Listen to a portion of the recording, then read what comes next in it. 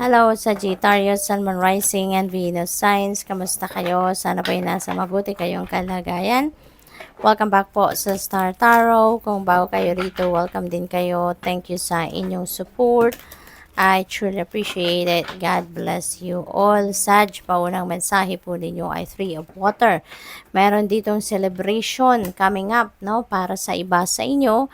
Maaaring meron kayong mga achievements or accomplishments na gusto ninyong i-celebrate sa ngayon, or baka merong birthdays, anniversary, mga ganon, ano, or ano pa ba, mga monthsary, no, maaring ganon, birthdays or birth announcement para sa iba sa inyo, mga gender reveal, mga ganon, ano. So, it's either kayo yung mag-host ng mga party na to, or baka kayo ay maiimbitahan. Baka meron kayong pupuntahan, mga celebration, ano, mga social gatherings at this time. So, have fun, Sagittarius. Bigyan ninyo yung sarili ninyo ng tsansa sa ngayon, ano, na makapag-catch up with friends and family, at saka yung makapag-chill muna kayo. Deserve ninyo yan. We have Page of Air. Ayan, meron ditong mga impormasyon, balita, mga ganon, detalye na maaring ma-receive ninyo sa ngayon. Maaring ito ay bunga ng inyong pagre-research, or baka merong mga maghahatid sa inyo ng mga impormasyon, maaring ganon. Probably then, merong mga delays dito or mga pagbabago sa inyong mga plano. So, baka kailangan ninyo na mag-step back muna, no? At siguro mag-ano muna kayo, gather your thoughts muna, kasi baka nawiwindang ang iba sa inyo dito dahil sa mga delays na to, or sa mga pagbabago na nagaganap, no, sa inyong mga plano. What else? We have 4 of Water. Ayan, sabi dito, discontentment or boredom, ano, maaaring may mga, ang tawag dito, meron kayong mga dissatisfaction sa buhay sa ngayon, naboboard kayo, nawawalan kayo ng gana, maaaring ganoon, kasi maaaring merong mga disappointments kayo dito, no? Siguro dahil may mga opportunity na miss ninyo, no? Hindi ninyo nabigyan ng pansin, or baka nalagpasan ninyo yung mga ganon. So, yun na maaaring nararamdaman ng iba sa inyo, but yung mensaheng ito is giving you a heads up, Sagittarius, na merong mga bagong oportunidad na kumakatok sa inyo. So, bigyan ninyo ito ng panahon, look into it, kasi you never know, baka ito na yung breakthrough na hinihintay ninyo, or baka ito yung para sa'yo sa ngayon na mas higit pa kaysa doon sa mga na-miss ninyong opportunity. So, maybe these are better opportunities, no? We have another 4. This is synchronicity. Sagittarius, 4. So, that's number 44. So, I suggest you please look up for the meaning of number 44 for more guidance po. Okay? 4 of Air. Pahinga ang kailangan ninyo, Sagittarius. Siguro, na-stress kayo, no? Baka mentally stressed kayo more than physically stressed out. Dito ang sitwasyon ng iba. Kaya, pahinga ka.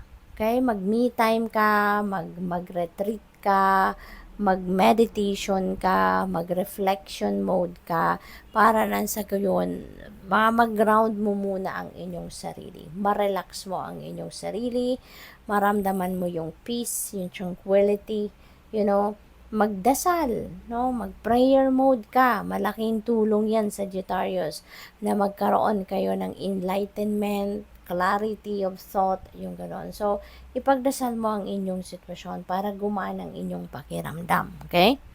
What else? We have 9 of Air. Ayan. So, ano talaga kayo? Stressed out, Sagittarius, ang iba sa inyo rito, no? So, general reading po ito. Paalala lang, ha? General reading po ito. Hindi po ito one-on-one reading.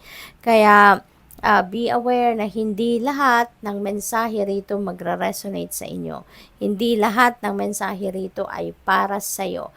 Merong mga mag-a-apply sa sitwasyon ninyo, merong hindi. Kung hindi mag-a-apply sa inyong sitwasyon, then don't take it po, don't take the message, just leave it for someone else.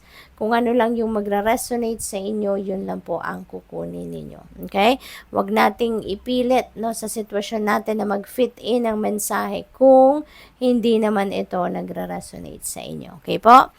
So, 9 of air, you're having sleepless nights. Ang iba sa inyo rito, having sleepless nights, nagkakaroon ng overthinking and overanalyzing. That's not going to help you.